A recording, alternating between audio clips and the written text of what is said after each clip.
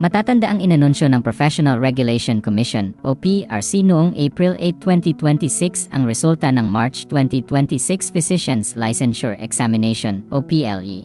Kabilang na ang listahan ng mga examinees na nakapasa sa naturang exam, listahan ng top-notchers, at listahan ng top-performing schools. Ngunit sa listahan ng top-notchers ay mapapansing name withheld lang ang nakalagay sa top 1, habang nakalagay naman ang pangalan, paaralan, at rating ng top-notchers mula top 2 hanggang top 10. At dahil hindi pinangalanan ang top 1 ay nagpost ng kani-kanilang witty remarks at comments ang netizens sa social media platforms noong araw na yon. Sinabi ng PRC sa inilabas nitong advisory noong April 8, 2026 na 1,954 out of 2,781 examinees ang nakapasa sa nasabing exam. Sinabi rin ng PRC na bukod sa top-notcher na na-withhold ang pangalan para sa verification, 5 pang examinees ang na-withhold din ang mga pangalan nila. Mababasa naman sa ika-4 na guideline ng PRC Resolution No. 2010547 o Amended Guidelines on the Release and Publication of the Results of Top-Ranked Examinees in the Board Licensure Examinations, na ginagamit ang name withheld kapag mayroong pending investigation. Nakasaad naman sa PRC Memorandum Order 57, Series of 2020, na kapag ang isang examinee ay inireklamo dahil sa irregularidad, maaaring i-withhold muna ang exam results, oath-taking, at registration nito. At kung napatunayan na ang examinee ay nagkasala ay pwedeng ikansela ng PRC ang resulta ng exam nito, ang pagbibigay sa lisensya, pati na rin ang pagkuha pa ng mga susunod pang board exams.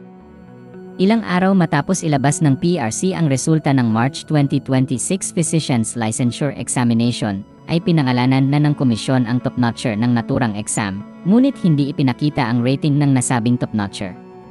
Siya si Erwin Ken A. Parchaso, na nagtapos sa Lyceum Northwestern University o LNU sa Dagupan, Pangasinan. Nitong linggo, April 19, 2026, ay naglabas ng anunsyo ang LNU para batiin si Erwin Ken. Ito ang nakasaad sa post ng LNU sa Facebook. Lyceum Northwestern University Dr. Francisco Q. Duque College of Medicine proudly celebrates Dr. Erwin Ken E. Parchaso for achieving top 1 in the March 2026 Physicians Licensure Examination. This exceptional accomplishment reflects outstanding excellence, dedication, and the strong foundation of medical education within the Lyceum community. A proud and well-deserved honor for Dr. Parchaso and for LNU, rising above and excelling alongside leading institutions across the country. Kaya naman ibinalita ng PEP.ph na nitong Lunes, April 20, 2026, ay naglabas ng pahayag ang PRC tungkol sa issue.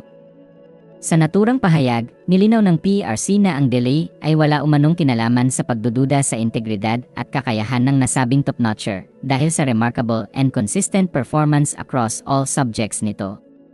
Sinabi rin ng PRC na after due evaluation and verification ay opisyal na inilabas noong April 17, 2026 ang resulta ng exam para sa top 1 candidate.